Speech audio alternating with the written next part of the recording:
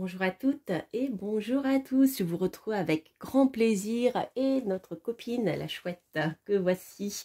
Pour ceux qui me connaissent, eh bien vous savez que c'est mon animal totem et pour les nouveaux qui êtes de passage ou les nouveaux abonnés, eh bien voilà, vous saurez pourquoi il y a toujours une chouette ou le chant de la chouette dans mes vidéos en introduction. Voilà, pour la petite aparté. Alors je vous retrouve avec grand plaisir pour vous présenter le livre de Jade Deveau qui s'appelle « Comment bien pratiquer l'écriture automatique », manuel pratique pour communiquer avec les mondes invisibles, contacter un défunt, valider une information ou un ressenti. Donc c'est un livre format cahier avec des spirales, voilà, c'est très original. Moi j'aime bien ce genre de choses, ça donne envie d'apprendre, je trouve. Donc aux éditions Exergue. Voilà, donc Jade Deveau est médium et elle partage ici avec nous son expérience de l'écriture automatique. Alors c'est un livre que j'ai beaucoup aimé, qui est facile à lire et que j'ai trouvé très très riche de plein d'informations. Je vais peut-être mettre mon sablier, voilà, qui est très très riche d'informations, donc je vais vous en parler un petit peu. Je vais essayer de ne pas être trop longue. En fait, donc Jade explique déjà son parcours, hein, comment elle est arrivée à communiquer par le biais de l'écriture automatique. Elle nous parle de son guide. Et elle fait une brève, un bref historique de l'écriture automatique, notamment à travers les artistes surréalistes, comme André Breton, Philippe Soupeau, qui ont d'ailleurs écrit un ouvrage uniquement en écriture automatique. Hein. Il s'appelle, pour ceux que ça intéresse, ça s'appelle Les champs magnétiques. Voilà. Elle nous parle bien sûr d'Alan Kardec aussi, de plein de choses intéressantes. Et donc, c'est un livre qui explique, je trouve très bien, qu'en fait, l'écriture automatique est ouverte à tout le monde à partir du moment bien où on a envie de le faire, sous certaines conditions, bien sûr. Mais qu'en fait, voilà, il n'y a pas besoin forcément tout de suite d'être médium, etc. Mais voilà, elle va nous donner des petites techniques pour pouvoir se relaxer, ou des techniques qui sont très diverses pour pouvoir rentrer dans cet état de réception de messages, en fait. Hein. Puisqu'elle compare un peu l'écriture automatique à, comment on peut appeler ça, une hypnose personnelle, vous voyez, une auto-hypnose. Alors, donc, au niveau du livre, donc voilà, vous avez le sommaire et vous voyez, pas mal de choses très techniques, c'est-à-dire comment se préparer déjà à l'écriture automatique. Donc, elle explique en fait tout dépend des personnages, tout dépend de chacun, puisque certains vont pouvoir se baser sur la musique pour pouvoir se relaxer et se mettre à un taux vibratoire, je dirais, adapté pour recevoir ces messages. Ensuite, les lieux aussi, les lieux où vous pouvez être calme, vous pouvez justement vous retrouver, je dirais, en sécurité, entre guillemets, hein, voilà, vous pouvez vous retrouver en état de pouvoir méditer. Alors bien sûr, les lieux de culte comme les églises, etc. sont très bien pour déjà se mettre en état, voilà, en état spirituel, de prière, etc. C'est très bien peut-être de le faire avant même. Donc elle conseille d'éviter les cimetières, sauf si vous vraiment voulez communiquer avec quelqu'un de défunt, voilà, qui est au cimetière, hein, voilà. Donc, je ne vais pas tout vous donner, hein, je vais vous laisser pas mal de mystères. Il y a plein de choses très intéressantes. Donc, après, voilà, tout dépend de chacun. Elle conseille plutôt de le faire en journée plutôt que le soir, parce que le soir, on est fatigué. Donc, c'est important, surtout, j'insisterai là-dessus, et elle insiste beaucoup finalement dans son livre. Elle parle de la vibration énergétique. Et elle explique, je trouve ça de manière très bien. Donc elle explique comment utiliser son énergie, comment recharger son énergie, comment se protéger aussi, c'est très important. Parce que c'est au niveau vibratoire que tout se joue. Alors, si par exemple, eh bien, vous êtes fatigué, déjà si vous êtes fatigué, votre champ aurique peut être eh bien, perméable aux virus, aux mauvaises entités, ouais, ce genre de choses, à tout en fait, hein. Et là, votre taux vibratoire va s'abaisser, enfin va être bas. Et donc, à partir du moment où votre taux vibratoire, je vais y arriver, va être plus bas, vous allez plutôt attirer des entités basses, etc. Et plus vous allez vibrer haut, plus vous allez pouvoir vous mettre en contact avec des entités, ou même des personnes, hein, décédées et autres, hein, des âmes, plus élevées. Donc, elle explique tout ça, je trouve, très très bien dans son livre. Elle parle bien sûr bien des chakras, donc voilà tout ce que je viens de vous expliquer, les méridiens d'ailleurs que les acupuncteurs connaissent bien, hein. Si vous vous intéressez justement au travail énergétique, allez voir du côté des ouvrages sur l'acupuncture où tout ceci est très bien expliqué. Voilà, donc en fait, votre état vibratoire, je dirais, c'est le primordial dans l'histoire. Vous l'avez compris. Alors, ce que j'aime bien aussi, c'est qu'elle explique justement dans ce premier chapitre, hein, qui commence, voilà, ici. Donc, vous avez quelques extraits des essais du début. Dans ce chapitre, elle explique les différents corps qui existent. Le corps éthérique, le corps physique d'abord, le corps éthérique, le corps astral, le corps mental, le corps causal, le corps atomique et le corps bouddhique. Voilà, donc ça c'est très intéressant, je trouve que moi j'ai appris plein de choses. Il y a certaines choses que je connaissais, puisque c'est des domaines bien sûr que j'aborde aussi en astrologie, hein, rien n'est séparé. Et là voilà, il y a d'autres noms de corps finalement supérieurs que je ne connaissais pas, je ne connaissais pas l'appellation. Donc en fait elle explique que voilà, il y a différents échanges qui sont permanents justement entre tous ces corps subtils de l'être humain à partir du corps physique, etc. Donc bien sûr, elle va expliquer comment s'ancrer, enfin ça, voilà, c'est des choses qu'on connaît, comment s'alimenter aussi, pour pouvoir vibrer mieux. Donc l'alimentation est extrêmement importante. Si vous mangez des nourritures pauvres en énergie, eh bien vous allez affaiblir votre corps. D'ailleurs, je ne sais plus qui c'est qui avait dit ça, mais lorsqu'on ingère un aliment, il ne faut pas ingérer un aliment qui vibre plus bas que notre vibration actuelle. Autrement dit, si vous êtes malade déjà, si vous êtes très fatigué, affaibli, et que donc vous attrapez un virus qui traîne par là, comme il y en a tout le temps, on vit entouré de bactéries, de virus, hein. Eh bien vous allez attraper ce virus, et bien à ce moment-là, si en plus vous mangez de la nourriture, de la junk food, on va dire, hein, voilà, par exemple, que vous ingérez une nourriture qui n'a aucune énergie ou très basse au niveau vibratoire, vous allez encore plus affaiblir votre corps. C'est bien pour ça que lorsqu'on est malade et qu'on est affaibli énergétiquement, il faut manger tout ce qui est des légumes, des fruits, etc. pour pouvoir vous rebooster et donner de la nourriture énergétique positive à votre corps. D'ailleurs, si ça vous intéresse, je vous invite, peut-être je vous en parlerai un jour, de faire un essai avec le pendule. Si vous aimez penduler, l'échelle de Bovis, prenez un aliment, vous mettez la main dessus, vous vous concentrez pour pouvoir voir à quel niveau il vibre. Ça, c'est quelque chose qui est super à faire, vous verrez. Essayez avec par exemple les produits non traités, les fruits non traités, les fruits traités, etc. Vous verrez. C'est très intéressant. Alors après, vous n'aurez plus besoin de pendule pour le faire, vous le ferez à l'intuition. Enfin bon, je m'égare, mais vous voyez, elle va loin.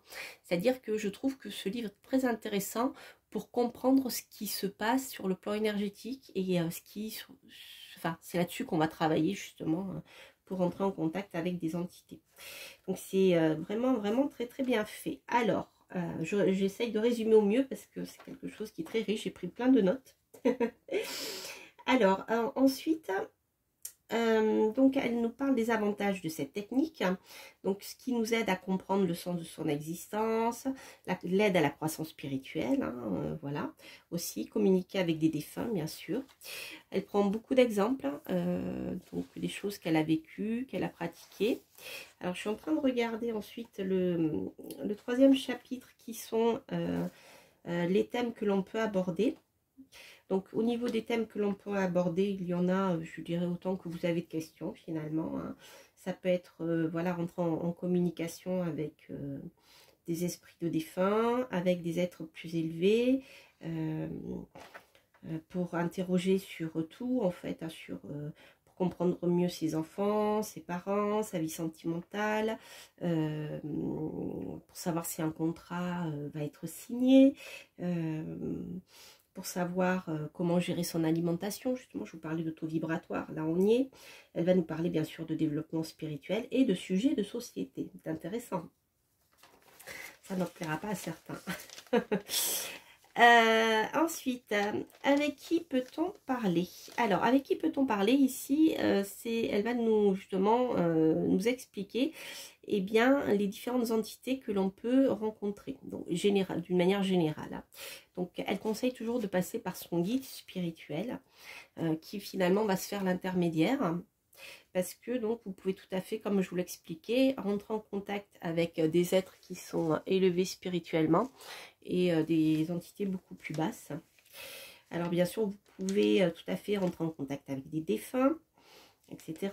Mais voilà, ce qu'elle nous explique, c'est que sachez que le guide spirituel, alors ça c'est intéressant aussi, puisqu'elle nous parle de guide spirituel en lien avec la réincarnation.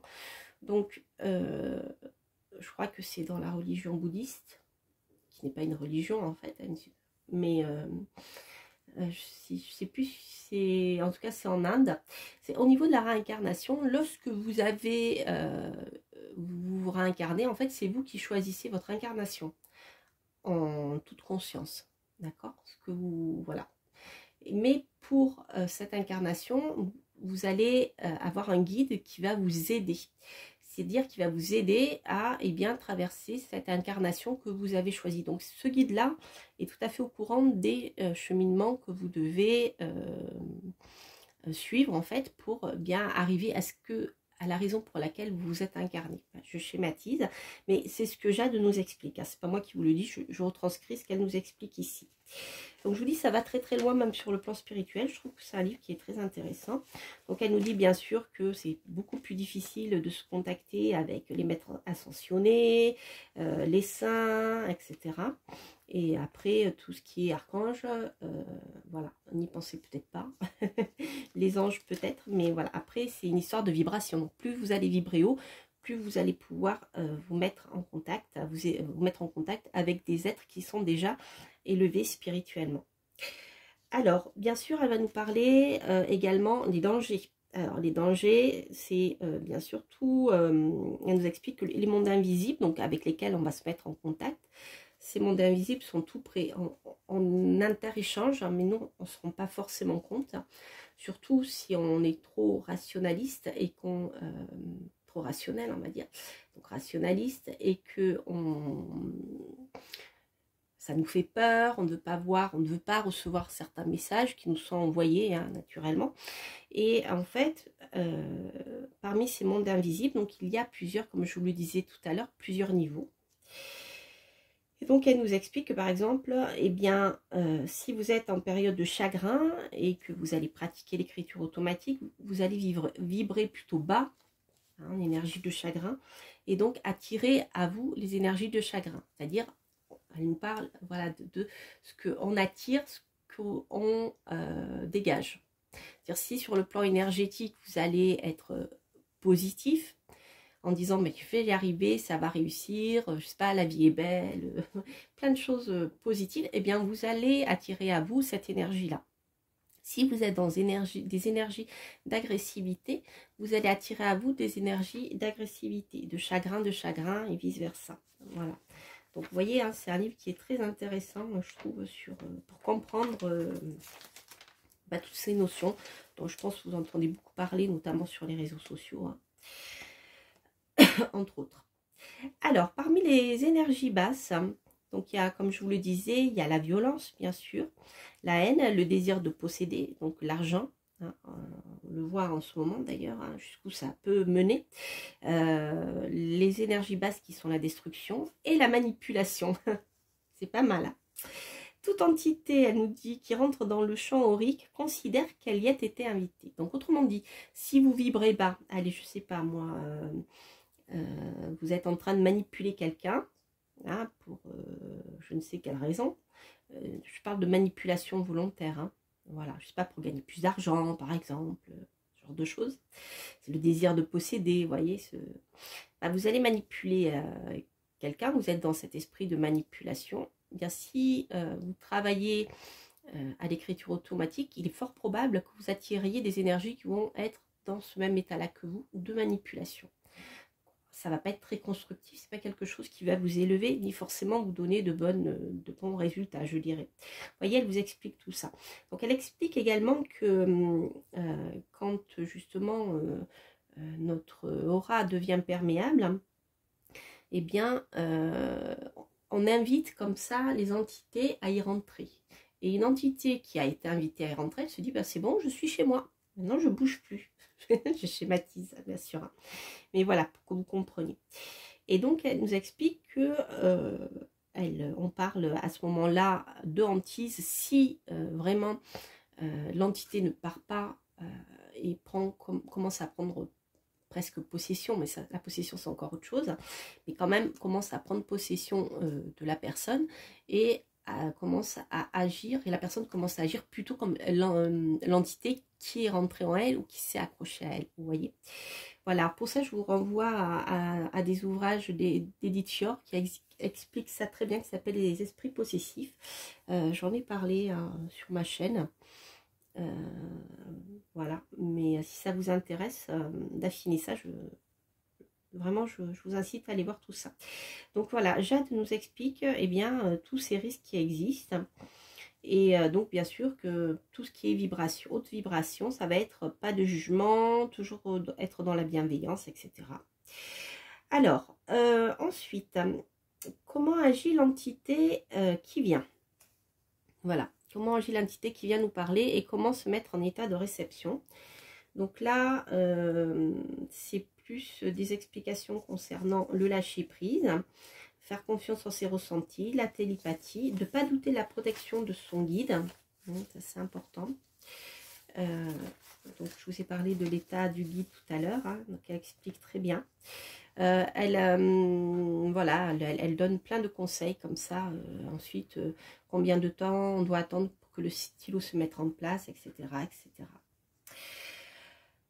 Donc là, je ne vais pas rentrer dans tous les détails parce que sinon je vais spoiler le livre, mais c'est très intéressant, vraiment, voilà. Comment savoir si c'est bien un proche qui vient vous voir et pas une entité qui vient vous manipuler, par exemple, ce genre de choses, vous voyez. Alors ensuite, c'est là où ça devient aussi intéressant. Elle explique comment les entités, comment elles vont parler en fonction de leur état, de leur niveau vibratoire, d'accord. Par exemple, les entités basses vont plus avoir tendance à être vulgaires, être sournoises, voire agressives. Donc je cite, hein, c'est ce qu'elle a dit. Irrespectueuses. D'accord.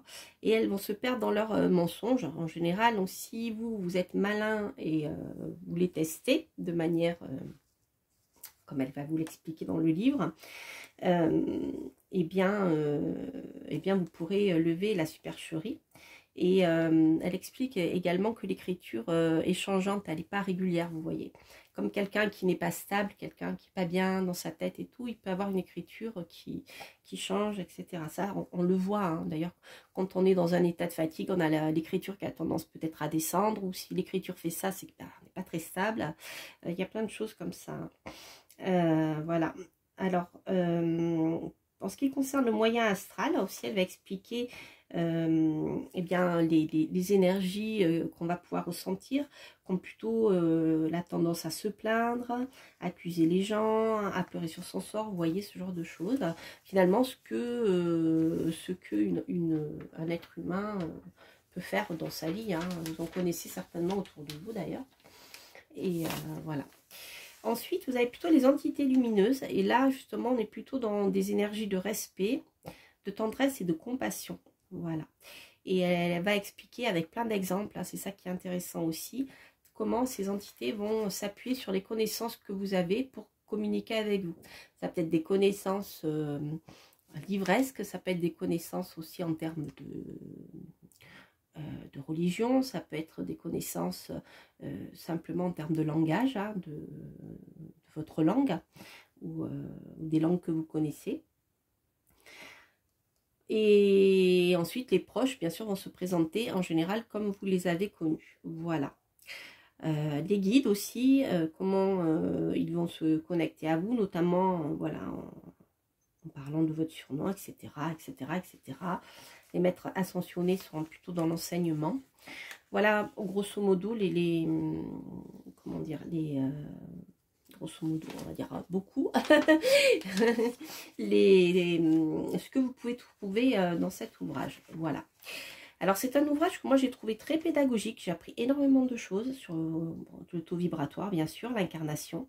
Il est facile et agréable à lire. Moi, j'aime beaucoup les anecdotes aussi en guise d'exemple. Alors, bien qu'il y ait par contre à la fin un petit carnet de notes pour inciter à écrire, voilà, l'auteur explique que il faut, avant de se lancer, apprendre justement à reconnaître, bien à se protéger. Voilà. Et donc là, Jade, bien sûr, est là pour vous guider. Vous pouvez aller sur son site internet qui est indiqué dans le livre. Vous tapez sur internet Jade Deveau, vous allez la trouver. Voilà, c'est Jade ND. Oui, c'est ça, Jade Deveau. Alors, c'est jadendmedium.fr.